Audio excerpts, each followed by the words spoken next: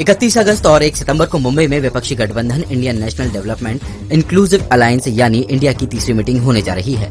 Meeting की मेजबानी कर रहे एनसीपी चीफ शरद पवार की भूमिका पर अब सवाल उठने लगे हैं।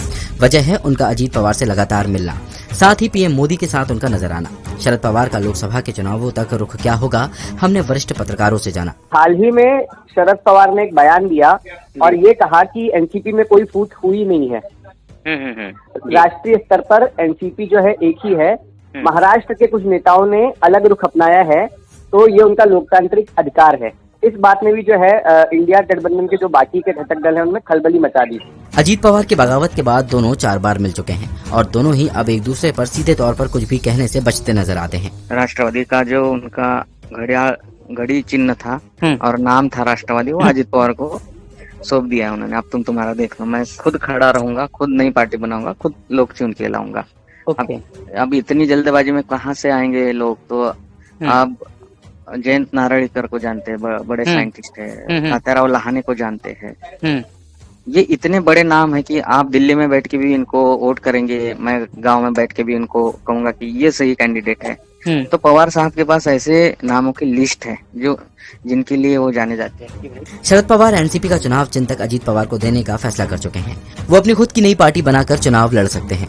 कांग्रेस की तरफ से एक बयान आया जी हाल ही में कि आप जो है अपने भतीजे से मिलते हो, आप लोग एक दूसरे से मेल मुलाकात करते हो, ठीक है, लेकिन इससे कार्यकर्ताओं में गलत संदेश जा रहा है कि आप लोग साथ में मिलकर और नीचे यहाँ पे ग्राउंड पे कार्यकर्ता एक दूसरे से लड़ रहे हैं।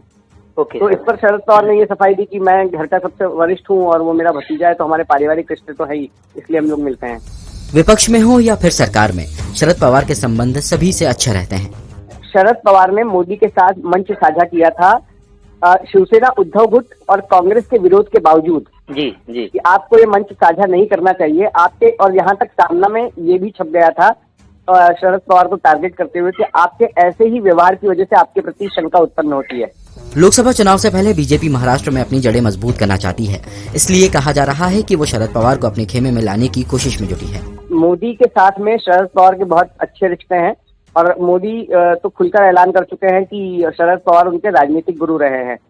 तो ऐसे में शरद पवार किस करवट बैठेंगे ये अभी से प्रेडिक्ट नहीं किया जा सकता है जी। शरद पवार फिलहाल तो इंडिया के साथ नजर आ रहे हैं, लेकिन इस बात में शंका है कि चुनाव होते होते शरद पवार इंडिया के साथ रहेंगे या नहीं रहेंगे, क्या वो एनडीए के साथ चले जाएंगे या फिर राजनीति से ही अपने संन्यास का ऐलान कर दें।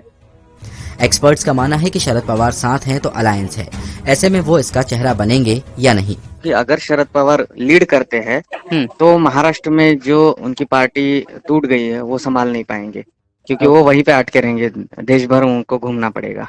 क्या वाकई में शरद पवार अलायंस को बचाए रखेंगे या फिर अपनी राजनीति में कुछ बड़ा बदलाव लाएंगे? उनका अगला कदम क्या होगा ये कोई नहीं जानता।